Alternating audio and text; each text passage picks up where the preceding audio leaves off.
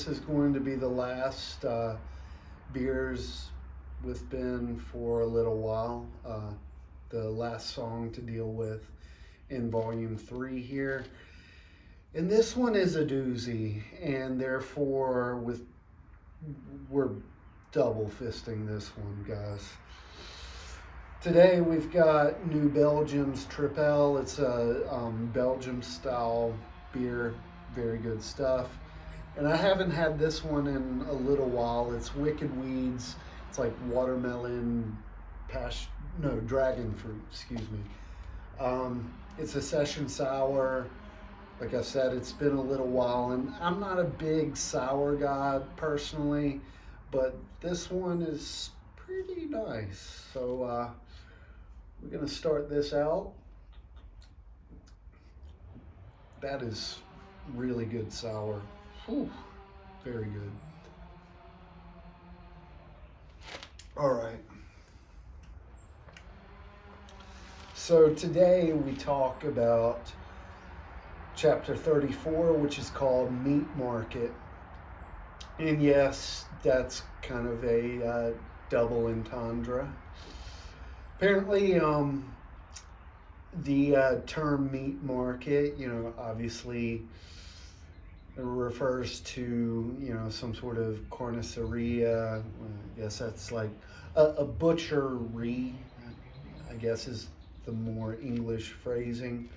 But it also has this like sexual connotation to it, which I'll be honest with you, I don't entirely get. I mean, like meats and meat.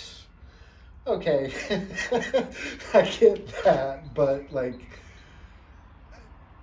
where meat market becomes sexual, it sort of gets beyond me, to tell the truth, but shit, I run with it. And apparently one of my neighbors decided to go Texas Chainsaw Massacre on this lovely afternoon, so just ignore that.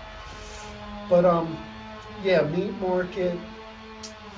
So yeah, I don't want to talk too much about the actual music itself. I mean, there's like a middle section that I used pitch shifting on the vocals, and that's like literally from the like initial rough draft vocals. Like that entire like middle section I did not re-record whatsoever, didn't feel like it, thought that it worked well enough, had this childish feel to it, yet still doing these like, I think it's like a major seventh chord structure, so it has a slightly jazzier feel to it. And I want to say that I added that like piano thing I talked about before to it. Just kind of messing around with stuff with it. The whole like Jesus Loves Me section of the song, which I wanted to put in there kind of semi-ironically. And that reason ties in with the overall meaning of the song, which obviously we'll get to, and I'm going to try to focus on that because out of every song I've written so far, this one, at least for me personally, has the most depth out of any single one. There's a lot going on in this song, and a lot of it isn't directly stated. It ties in with the like personal meaning. So with all that said, this is definitely probably one of my very, very, very favorite songs I've written so far. And I mean, it would be arrogant of me to say, oh, this song is perfect or whatever, because I'm sure objectively it isn't. But musically, lyrically, everything about this song hits in the exact way that I wanted it to hit. The melodies in it hit. The heavy sections of it, kind of in the middle of the song, hit just right. It just everything about this song. You know, if you haven't listened to this song, like seriously, listen to it, because I really, really like this song. And when I wrote it, not gonna lie, I was extremely pissed off and not even trying to hide it. Extremely pissed off, but it was a different kind of anger altogether. Um, for me, at least in my mind, this song was me really taking the gloves off. And I know, like, even going back to volume one, there are songs that are technically heavier than this one, or at least should, because of that heavier nature of the song, should sound more pissed off. But reality was, I wasn't really that angry when I wrote the songs. I mean, arguably at certain points I was, sure, but not like this song. But like I said, this isn't a typical kind of anger of just being rage. Being a comic nerd, the Green Lantern DC mythos has uh, there are multiple kinds of lanterns in the DC universe, and one of them is a red lantern, uh, led by this alien dude named Atrocitus. And red, Green Lanterns, okay, willpower, that ring a bell. Well, the red lanterns are run off of anger and rage, literally to the point that when they become red lanterns initially, all the blood they literally vomit from their bodies, and it the energy, if you will, becomes this like kind of red plasma. And so these red lanterns, out of their rage, will like spit molten plasma onto their enemies and stuff like that. Yeah, this isn't that kind of rage, is what I'm trying to say here. Um, this is maybe a little more methodical, a little more well thought. This isn't just rage for the sake of being angry. This is rage in the sense of taking a step back and really taking in what's going on. This is an anger of allowing myself to be sarcastic, um, but more in like a sarcasm of dark humor, which is to say, like,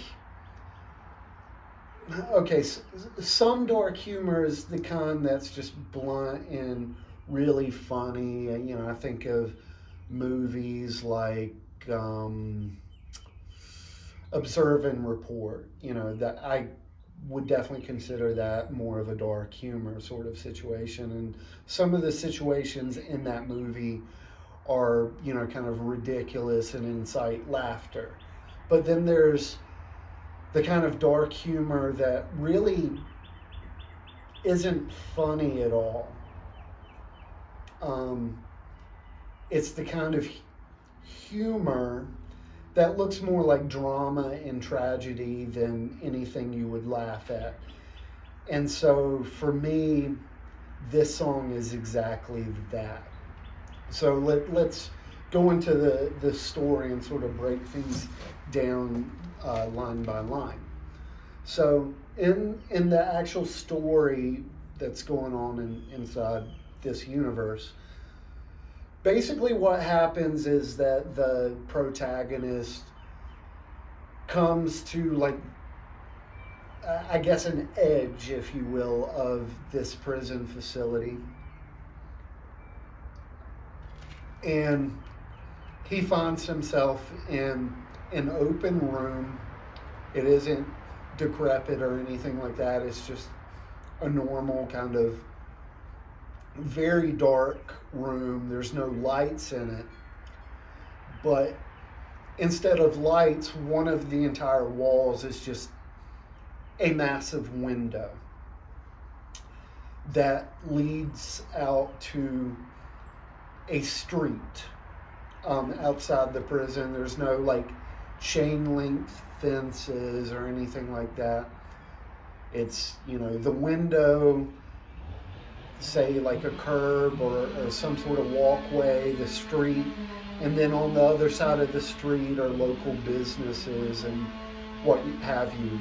And directly across the street is a butchery, like a street corner butchery that, it's maybe here in the United States, because of FDA standards and stuff, sure, there's butchers all throughout, even my area or whatever.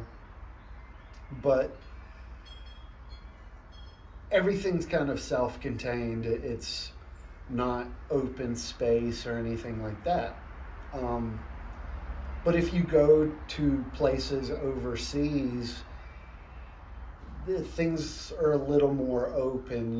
You'll see the meat still hanging from the hooks and whatnot, like especially South America, Central America, what have you.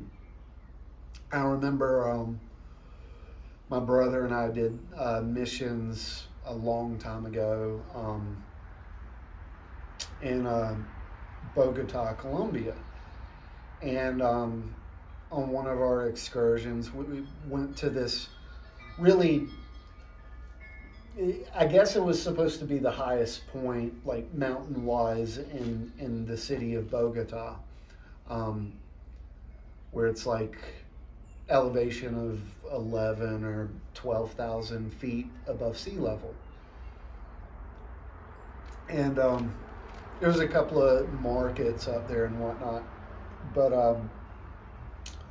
I remember walking past I guess it, not really a restaurant, it was an open space. It was basically kind of like a street vendor sort of thing, but I guess they had sort of a permanent space in this one spot on the mountaintop where, they would cook the food, in front of you, and you could sit there at like a picnic table sort of thing. And like the little metal grill that they had, you could tell that it had not been cleaned in probably 10 years and been used a lot. Just black animal fat caked up on the entire thing. By American standards, it was completely disgusting. And yet, one of our guide and translators was just sitting there eating as like my brother and I walked by and not thinking a thing about it. And there was a pig's head just,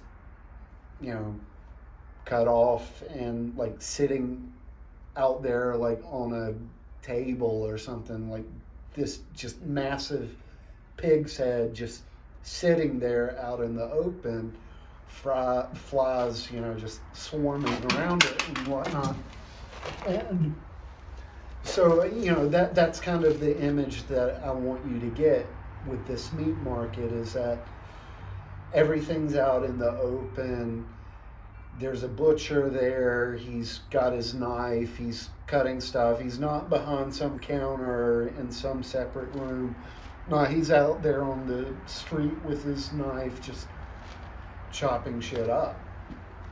There's people walking by and meat hanging from hooks, and it's almost like a community space on this like cobblestone street.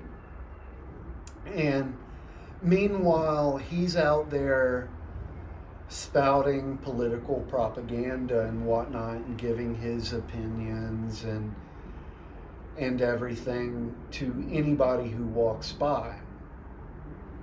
And there's different characters that are in this scene at this butchery. Um, there's a farmer who's kind of standing out there listening to what the butcher has to say. And there's his wife who is basically flirting with any guy who walks by. There's a off-duty guard from the prison who's hanging out there. There's like a political leader, I guess like a senator or something like that, who's there. And behind the farmer's back, out in the open, she's basically giving these guys blowjobs and getting them off.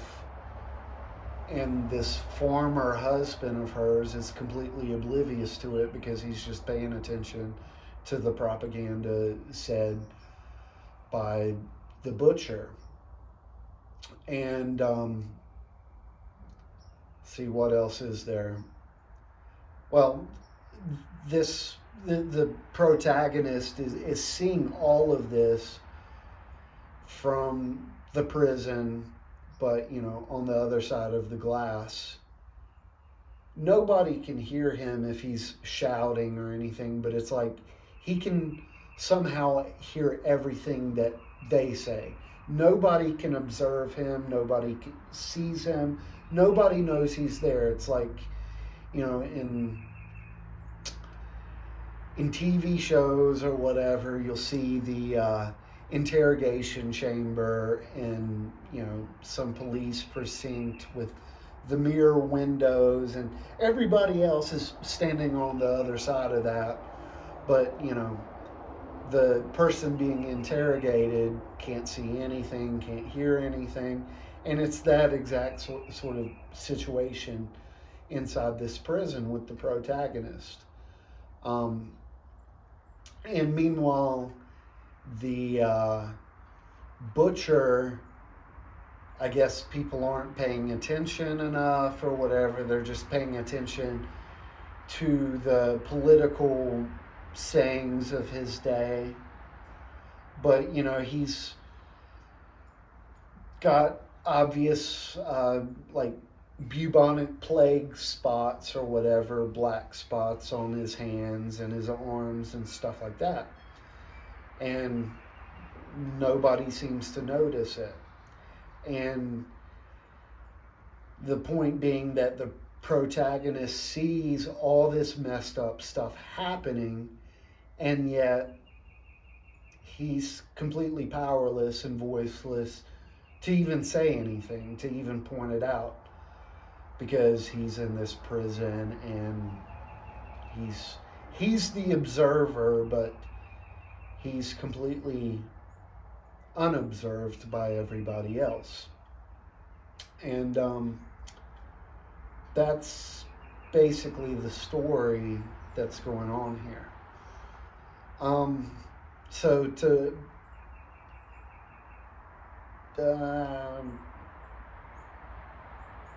that works enough. If you really want, to look at the lyrics, read them. It's out there. There's, a lot of sarcasm and wordplay that I go into. I will say that, like, I guess it's like the second or third verse, there's a line that says, and it's basically quoting from the Bible, the government is on Christ's shoulders, which, if I remember correctly, is coming from book of Isaiah, I think.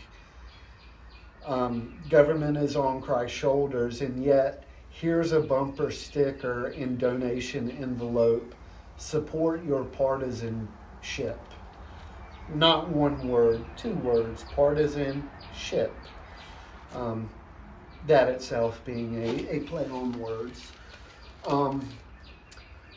Originally, in like the rough draft of this song, I actually had me screaming, and yet here's a fucking bumper sticker. Um, in re-recording like the vocals and once I had like the drums and stuff, I decided to take the F-bomb out. Um, Sometimes I kind of, well, I maybe should have left it in there. Most of the time, I'm like, nah, it wasn't necessary. Because I think what really made me want to take it out was by keeping it in there, it makes it sound more angry and rageful than I actually was being. This was originally for me supposed to be sort of a modifier of the sarcasm that I was trying to portray. And it just sort of occurred to me like, it isn't really necessary to drop the F bomb in this song um, because it's going to make it sound more angry than. It's going to make that line itself sound more angry and bitter than I actually intend it to mean. It's supposed to be, excuse me, burping here. It's supposed to be sarcastic instead. So that was one of the changes that I wanted to point out. Um, but, lines like, watch the housewife suck a senator's dick. I'm not going to apologize to that. I know some Christian friends of mine would be offended by that, but in the story, that's what is going on. She is just blowing dudes. She's in this situation blowing a senator. And meanwhile, it says her former husband is basically whoring for God and King, going into like political propaganda and stuff. And so I want to point out something that I think I overlooked in the first video where I guess it was the song Professions or Professions and Progression. That's hard to say apparently. Where I kind of say in towards the beginning of the song I dropped the GD word. Goddamn. I feel bad saying that, because Christians aren't supposed to talk that way, are we? But I used that word in that song with a specific purpose. And it's basically a literal meaning of the word. It isn't just some empty curse or cussing or whatever you want to call it. It's literally meaning like the being cursed by God itself. And that ties in, with what I said before of the kind of overall meaning of that song, of this like idea of judgment and whatnot. In comparison, this song, I don't think I originally intended it to be this way, but looking now, because I wrote Meat Market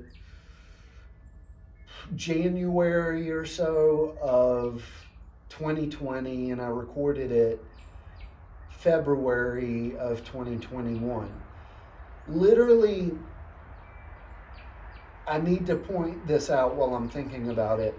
I wrote this song before I had heard anything about COVID-19. And it's almost prophetic that this song came about with that reference at the end with, bubonic plague and everything, because there were people out there, making comparisons with COVID-19 with, various plagues, whether it's bubonic plague or the Spanish flu, back in, what was that, 1915 or 1918, kind of, well, I guess like post World War One sort of thing. Um, Making those comparisons. And I hadn't, at that point when I recorded this song, hadn't heard really anything about COVID. It was uh, the week leading up to my birthday that I first even heard anybody mention COVID on anywhere. I can say that because like my birthday's February 26th, and I remember basically being at this shindig sort of thing, and a couple of people there just briefly mentioning something about this sickness that was apparently going on that came from some place in China, and it was in the Pacific Northwest and yada yada yada. And I was thinking at the time, oh, kind of like swine flu or these million other diseases I've heard about over the years. Yeah, whatever. Didn't think anything about it. And so I thought it was interesting that I used this comparison because I can think back of when I was writing the lyrics, and initially I wanted to use the comparison of like something like cancer, but cancer is cliche in poetry or songs or whatever. People kind of go to that pretty easily. I mean, I guess because it's universal, but I specifically did not want to use that, so I just thought of the next best thing, bubonic plague. Well, something, we know all about in history classes and all of this, massive, shattering Middle Ages kind of thing. But, it doesn't sound completely cliche, right? But point being, I just think it's kind of ironic that I wrote this song I wrote the lyrics to it literally like 2 months before the lockdowns even started. So I have to point that out. But that was a side note. The whole GD goddamn thing, meaning literal curse and all. This is kind of mirroring that because this song is dealing with moral judgment and dealing with the subject of hypocrisy, just like the first two songs of this album deal with. Which I had a professor I think it was the Old Testament survey class. Maybe I've mentioned this before, I can't remember, in like a earlier volume, another album. But this professor, in one of his lectures one day, pointed out the whole, we were talking about the Ten Commandments and the whole, don't use the Lord's name in vain sort of thing. And he specifically said, look, it's probably best that you don't just pop off saying GD all the time. He was like, it's probably not a great thing to say, but that's not what that scripture is about. And he was like, really, just think about it here. This is a commandment against the idea of hypocrisy. This is about professing that you're of faith and that you're a Christian, or, in Old Testament times, that you're a Jew and that you're literally professing that you have faith and yet morally carrying God's name to the earth in vain by the way that you live. And that obviously is something that is stuck with me, because growing up and even after college, saying the Lord's name in vain is saying God. I mean, or goddamn, or Jesus Christ, like it's a curse or something like that. And that's a terrible thing to say. That's breaking one of the 10 commandments, and that you're doing this entirely horrible thing. This professor was saying, not that those are necessarily good things, but this is something a lot deeper than that. And this is what this song is trying to portray.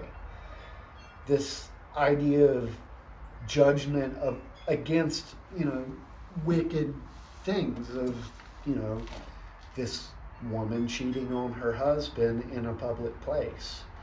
And then all this like political propaganda and whatnot. But how this is a mirror to the first two songs is that this song specifically shows, so the idea of judgment, going back to before, it's a very Old Testament thing to pronounce judgment, and better see some damn hellfire fall from heaven sort of thing, right? That's how we tend to think of these things. But this is being a little more realistic, that there's a moral judgment being made, a moral judgment in saying, that over there is fucked up. Sorry if that offends you, me saying that, but I'm not gonna, this is me taking the gloves off. Like, seeing this happen in this story is completely messed up. I reject it. It's a moral judgment to say that's messed up. I don't want anything to do with this blowies going around from this wife over here.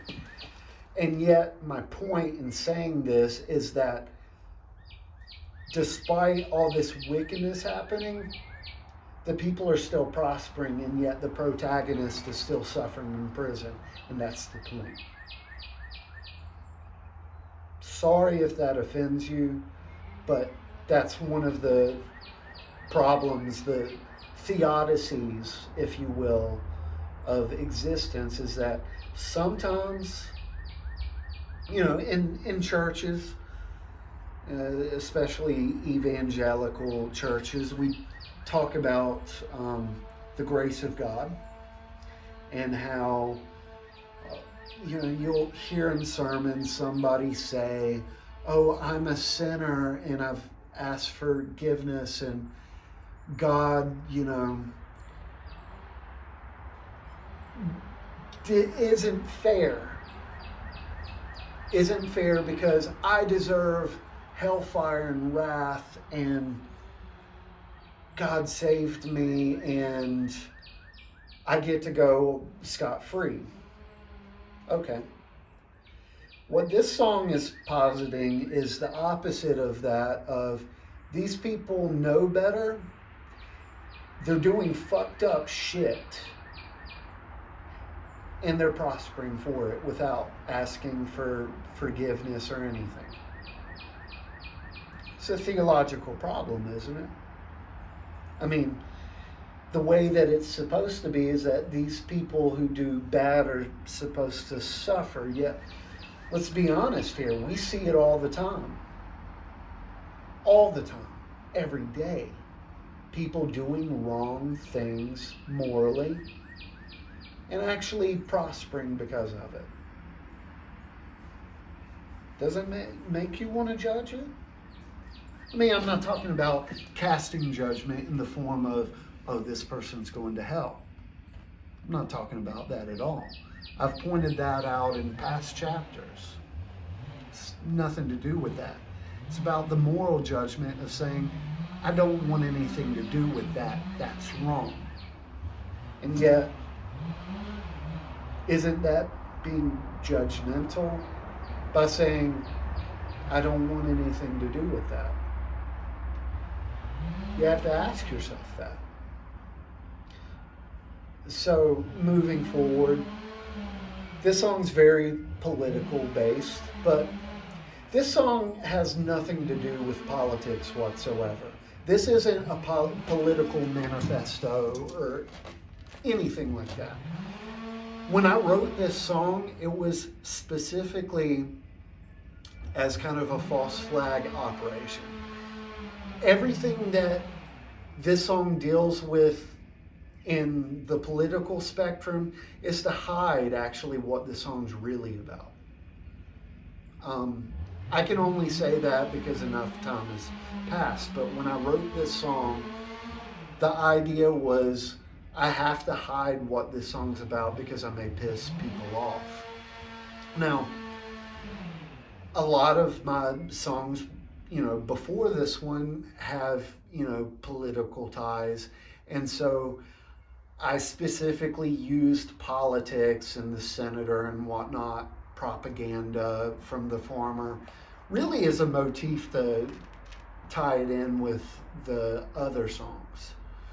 But, what this is really about, more so than any kind of political ideology, it's more about sociological or socio-political implications. That there's hypocrisy and wickedness going on, but it's about, these are people like this senator is charged to uphold a certain degree of morality. Our elected officials, whether you want to agree or disagree with me, are supposed to be held to a better standard than other people, right? I mean, great power, great responsibility, the whole Spider-Man sort of thing kind of rings true, So yeah, this song is dealing with the hypocrisy of, oh, I'm upholding this degree of morality because of this office that I have, but in actuality, I'm doing something that is the opposite of what I'm supposed to be upholding.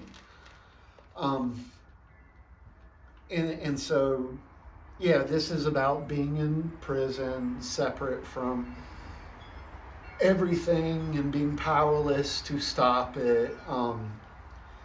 And so, one of the questions that I can sort of see through more now that it's been, a little over 3 years since I initially wrote this song, is that, this protagonist obviously would want to be released from this prison facility. But in some ways, he's actually separate from it, and therefore separate from all this injustice, from all this disorder that's going on across the street at this meat market. But, would he prefer to be present there in sacrificing his own personal peace in order to perhaps make the world a better place, perhaps offer a judgment of sorts of saying, look, this over here is wrong. Look, y'all can, receive God's grace, repent from your actions and all, but, you have to first admit that, okay, giving blowies, behind your husband's back to basically random strangers is probably not a good thing. You have to sort of start with that sort of thing, is what I'm saying here. And so, okay. One of the things that I want to point out trying to gather my thoughts here. So, I think I've mentioned it before, but the band Silent Planet wrote this album years ago that I love that album, very influential. But it dealt with like a spiritual vision that the writer and the vocalist had, and he dealt with the idea of the panopticon of look up, it was Jeremy Bentham, this idea of this prison system. All the inmates are on the exterior, can't see the guard or whatever, who's in basically the center of this circular prison. Well, I intentionally realized that this was kind of the opposite of the panopticon situation. That in this situation, instead of the prisoner not knowing if he was being observed or not, it was that he realized that he wasn't being observed at all, but he was actually the observer. And so it made me wonder, just writing this song, if people in our prison systems, if there is this sort of phenomenon where someone you think is supposed to be observed at all times because they're a prisoner, right, actually becomes the observer of everybody else, of the society itself, while being completely absent from that society. And my questioning, how does that affect somebody mentally? So like in quantum mechanics, most adults know the idea of Erwin Schrödinger, his famous thought experiment of Schrödinger's cat. And one of the things that it was positing is that the observer, by just observing something, has direct correlation or direct involvement, direct implications upon the object. What I was actually trying to do in this song was kind of posit the opposite of that, of what if the observer doesn't actually affect the object at all by just observing it?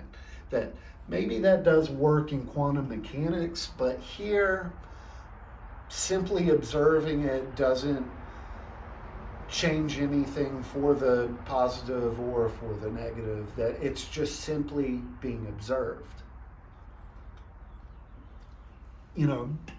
This is a dystopic sort of scenario, not unlike George Orwell's 1984. The things that he deals with in that book with, the surveillance state and whatnot. But this is the person that,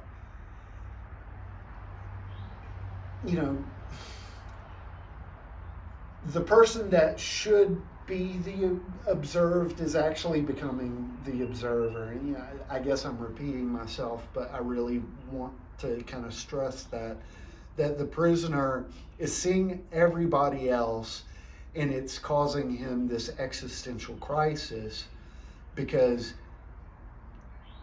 he's trapped, he's completely screwed, and sees all this moral decay, if you will, and just can't do anything about it.